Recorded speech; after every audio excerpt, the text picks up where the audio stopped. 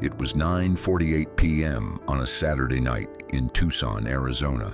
An 84-year-old woman stepped out of her son-in-law's car, walked to her front door, and disappeared into her house. The garage door closed at exactly 9:50 p.m. That was the last confirmed moment anyone saw Nancy Guthrie alive. By the next morning, she was gone. No trace, no goodbye, no explanation, just blood on the front porch. And a doorbell camera that someone had tried very hard to destroy. This is not a cold case from decades ago. This happened in 2026. And as of right now, over 100 days later, no one has been arrested. No one has been charged. And Nancy Guthrie has never been found. But here's what investigators just revealed. They have DNA, unknown DNA, that doesn't match anyone in their system, and they believe it belongs to whoever took her. Stay with me, because this story goes deeper than you think. To understand what happened to Nancy Guthrie, you first need to understand who she was. Nancy was 84 years old. She lived alone in the Catalina Foothills neighborhood, one of the more affluent, quiet residential areas just north of Tucson, Arizona. Tree-lined streets, desert sunsets, the kind of place where people know their neighbors, where nothing unusual ever happens. She was sharp, active, independent, and she was the mother of Savannah Guthrie, co-anchor of NBC's Today Show, one of the most recognizable faces on American morning television. But on January 31st, 2026, Nancy wasn't thinking about any of that. She was just having dinner. Her daughter Annie and Annie's husband Tommaso Cioni had taken her out for the evening. It was an ordinary family dinner, warm, normal, the kind of night you don't think twice about. At 9:48 p.m., Tommaso pulled up to Nancy's home and dropped her off. She walked inside. Her garage door closed 2 minutes later at 9:50. That was it. The next morning, Nancy was supposed to join friends for a church live stream. She didn't show. Her family tried to reach her. No answer. By 12:03 p.m. on Sunday, February 1st, 2026, they called police. When officers arrived at the house, what they found stopped them cold. Blood. Drops of blood. Right there on the front porch, trailing toward the street. Signs of forced entry. And a Nest doorbell camera, disabled, tampered with. Someone had tried to kill it, but here's what they didn't know yet. The camera had already captured everything.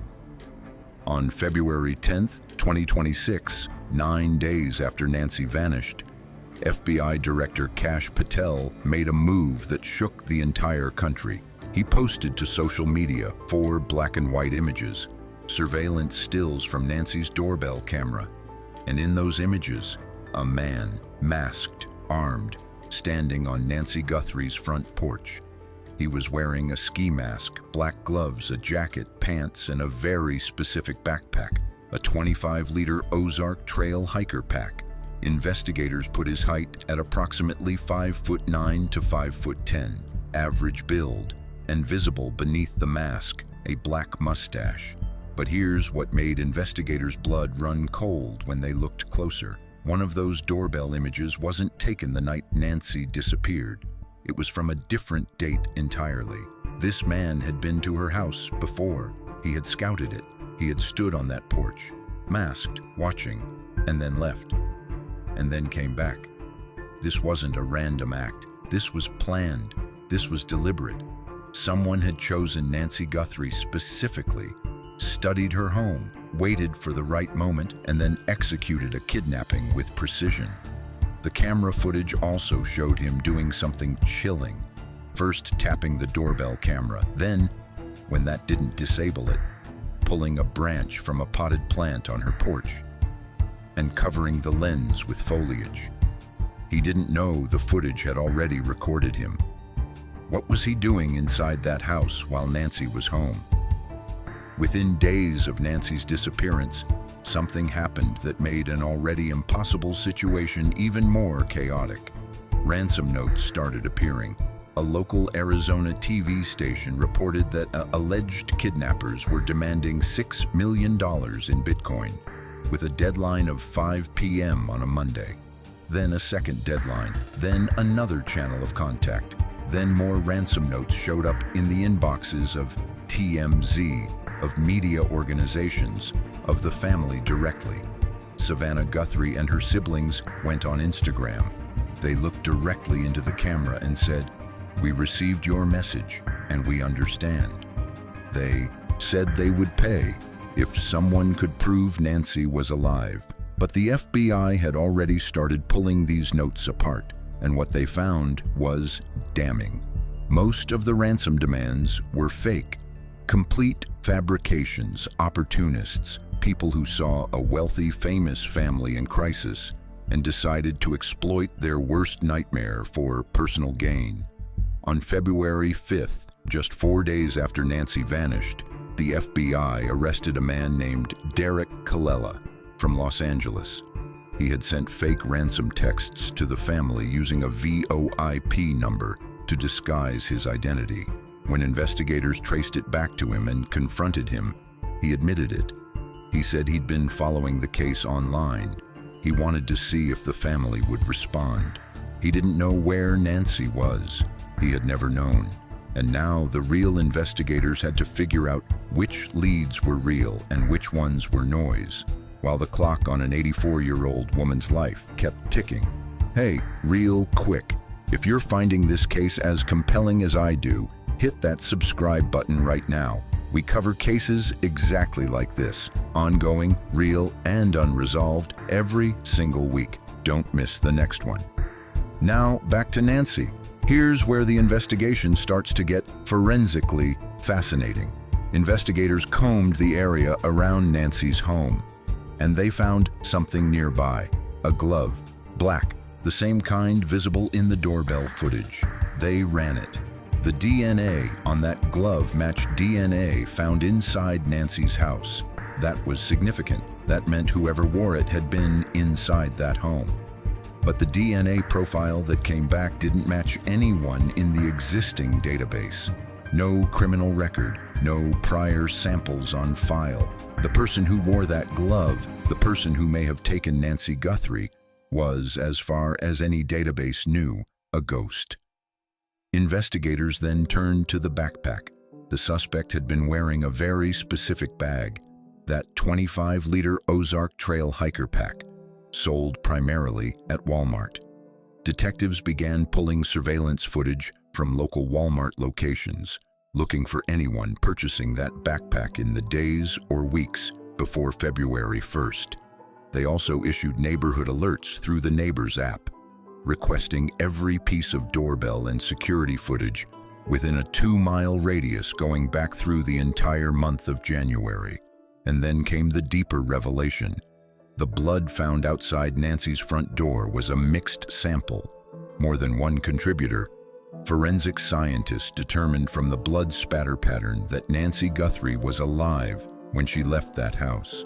She was taken, not killed there, which means somewhere she may still have been alive after that night. But where, and by whom, and why? Let's slow down here, because the premeditation in this case is disturbing. This wasn't a burglar who got spooked. This wasn't a crime of opportunity.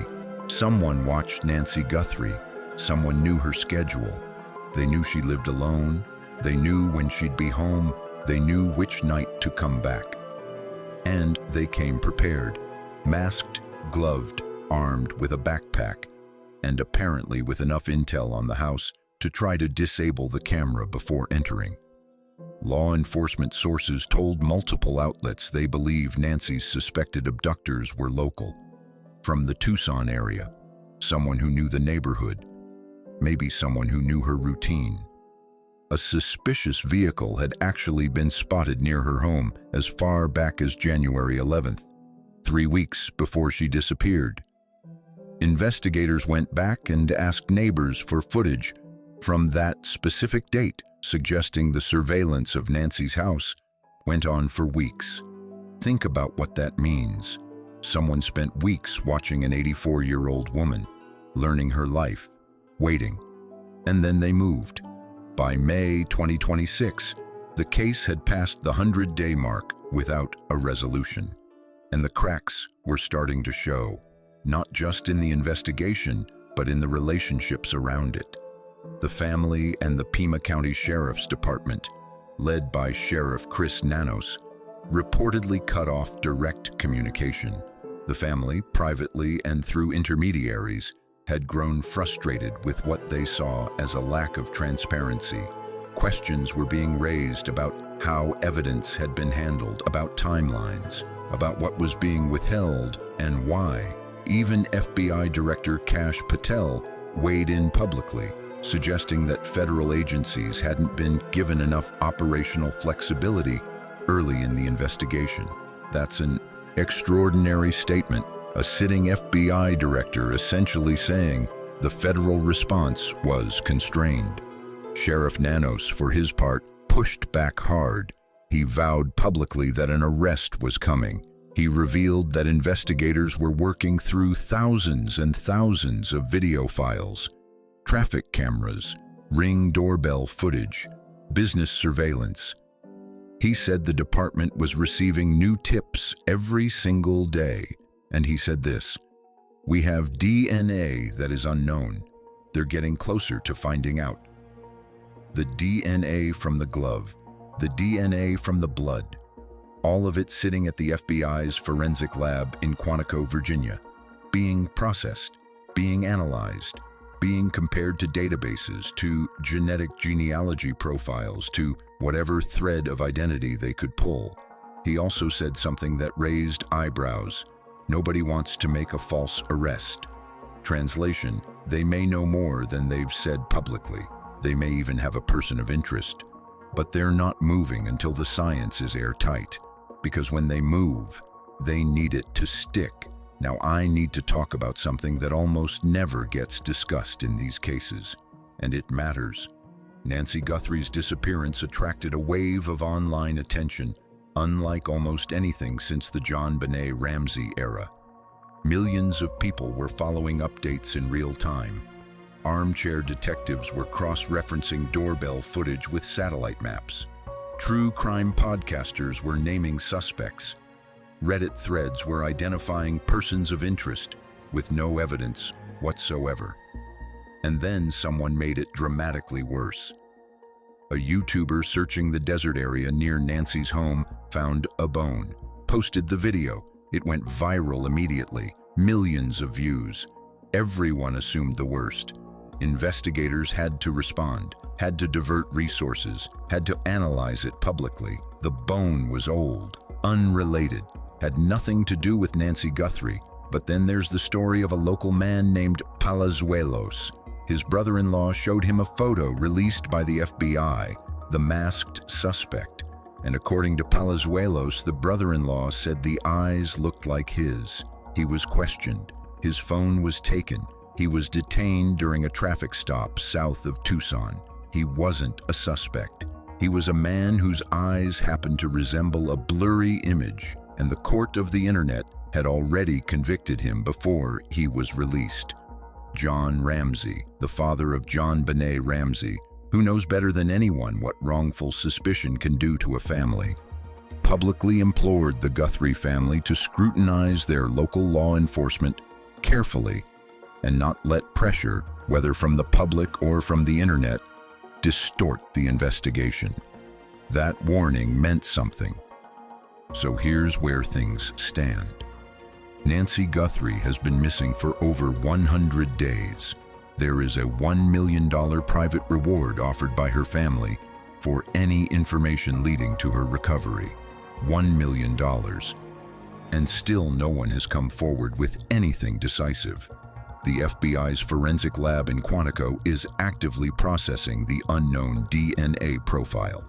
Sheriff Nanos has called it potentially the key to the entire case.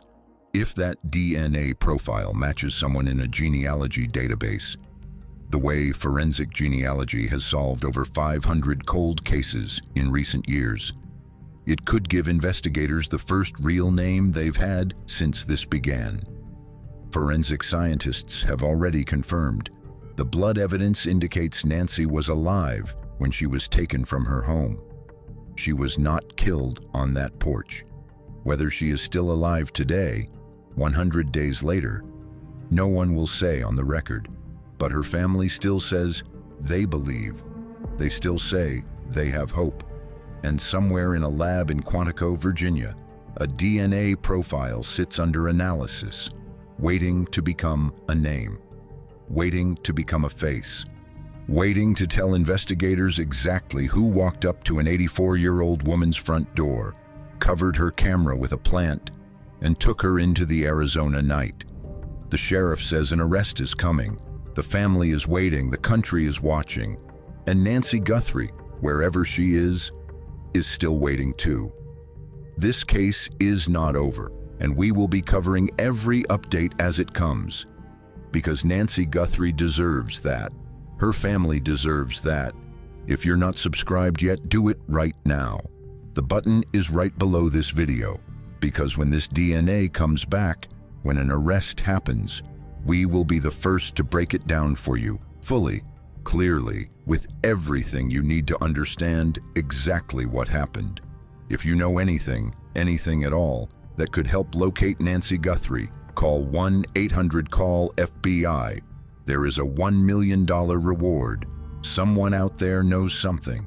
And until next time, stay aware, because sometimes the most dangerous place in the world is the home where you thought you were safe.